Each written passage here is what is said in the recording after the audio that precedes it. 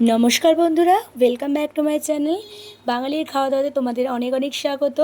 তো দেখো, আজকের আমি কলার পিঠার রেসিপি নিয়ে চলে এসেছি। তোমরা নিশ্চয়ই কম বেশি অনেকেই পাকা কলার পিঠা খেয়েছো। তো আমার কাছে বেশি কলা ছিল না, আমার কাছে 2-4টে কলা ছিল। তো আমি সেটা দিয়েই আজকে দেখো কলার পিঠার রেসিপি তৈরি করব।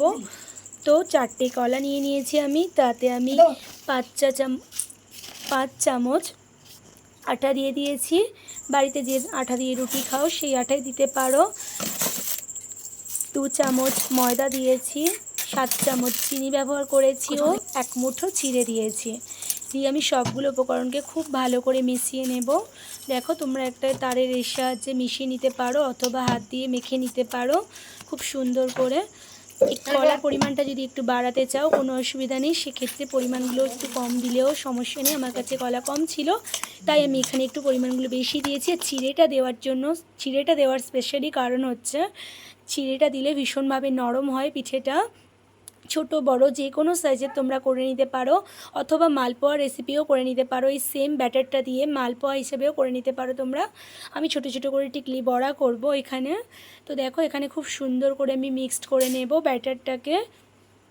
ব্যাটারটাকে খুব সুন্দর করে মাখিয়ে নেব। ভালোভাবে ফেনিয়ে নিলে খুব বড়াটা ভীষণ হালকা হয় এবং নরম হয়। তোমরা এটাকে খুব সুন্দর করে ফেনিয়ে নেবে। দেখো, এটাকে ফেনিয়ে নেওয়া হয়ে গেছে। আমি এটাকে হাত দিয়ে একটু মাখিয়ে নিয়েছিলাম। তারপর দেখো, এইভাবে স্ট্রাকচারটা এতটাই ঘনত্ব থাকবে, বেশি পাতলা করার প্রয়োজন নেই। মালপোয়া করলে এর থেকে একটু পাতলা করতে পারো। আমি এখানে ঠিক যেভাবে দিচ্ছিলাম কেটে কেটে ওইভাবেই আমি দেবো। তো চলো দেখো, এখানে গ্যাসে কড়াই বসিয়ে দিয়েছি। বসিয়ে আমি কড়াইটাকে একটু গরম করে নেব, দিয়ে মুছে দেবো কড়াইটা ভালোভাবে। কড়াইটা যাতে গরম হয়ে যায়, তারপর আমি এখানে তেল দিয়ে দেব।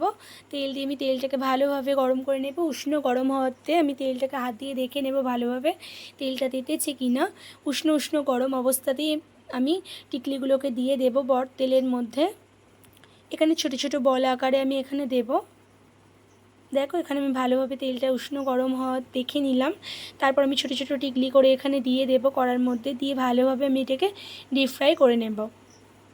এই বড়াগুলো খেতে ভীষণ সুন্দর হয়। এর আগে আমি সুজির পিঠা করেছি, এই একই সেম ফলো করে চিড়ে দিলে সমস্তটাতেই পিঠেটা খুব নরম হয়। তোমরা চাইলে চিড়েটাকে স্কিপও করতে পারো।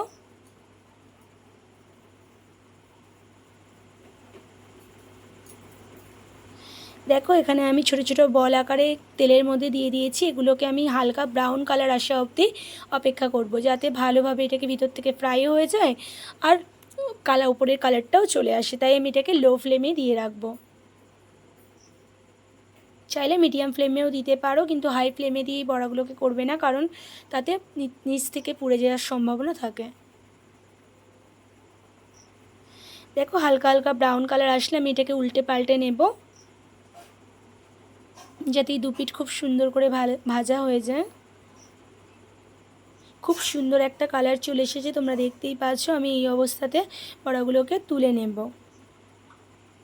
দেখো, আমি লো ফ্লেমেই দিয়ে রেখেছিলাম, তোমাদেরকে একবার ফ্লেমটা দেখিয়ে দিই।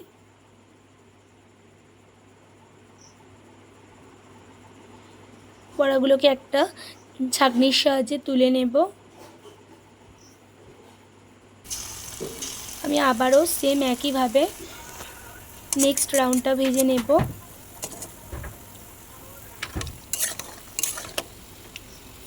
একই রকমভাবে সমস্ত পিঠেগুলোকে আবারও উল্টে দেব, দিয়ে উল্টে পাল্টে নেড়ে চেড়ে ব্রাউন কালার আসে অবধি অপেক্ষা করব।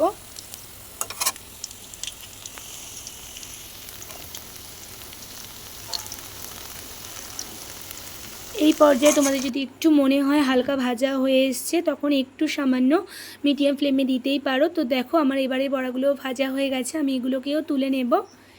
তো আমি এইভাবে সবগুলো বড়াকে ভেজে নেব। তো চলো, ডান আমাদের বড়া ভাজা।